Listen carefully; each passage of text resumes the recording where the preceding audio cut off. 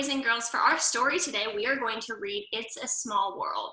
And I chose this book specifically because there's a lot of not very nice things happening in the world. And I really like this story because it talks about loving everybody regardless of what they look like, okay? So let's read our story. It's a Small World. Once there lived a little orphan boy who did not know either his real name or which country he came from. He did not know because nobody knew. People at the children's home where he stayed called him Bobby. Today, Bobby was going to Disneyland with the other children. He sat all by himself on the bus. I wish I belonged to a country and that I knew which country it was, he thought, for Bobby didn't feel he belonged anywhere. When the bus reached Disneyland, everyone went through the gates. Bobby became separated from the other children. For a while, he looked around. Then in Fantasyland, he saw a beautiful palace with an enormous white and gold clock in front.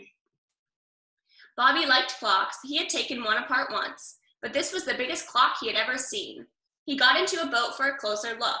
As he sailed past the clock face, he heard the chimes telling the hour. Suddenly, Bobby was in an enchanted land. The sign said welcome in many languages. A group of Scandinavian children sang to him while ice skaters whirled about on a rink above the water. A little farther on, the boat reached the British Isles. We folk were playing on a beautiful Irish harp. Perhaps my real name is Patrick, said Bobby. I do like green. Then he heard English children singing to him from London Bridge and a little Scots piper playing his bagpipes. A flock of geese joined in the melody in Belgium, and in Holland, boys and girls seated on tulips clicked their wooden shoes to keep time to the music. When Bobby arrived in Spain and Portugal, the children were playing and dancing. It's time we're aware, there's so much that we share, they sang. When he reached Italy, future opera stars were singing arias by the Leaning Tower of Pisa. Graceful dancers in gay Paris were putting on a show. An Alpine yodeler's voice rang out into the accompaniment of Swiss bells. In Russia, a row of Cossacks danced to a balalakia band. The sky in the Middle East was filled with magic flying carpets. What fun it would be to ride on one. A little Greek shepherd boy played on his pipes of Pan. Why, they're all playing the same song, thought Bobby.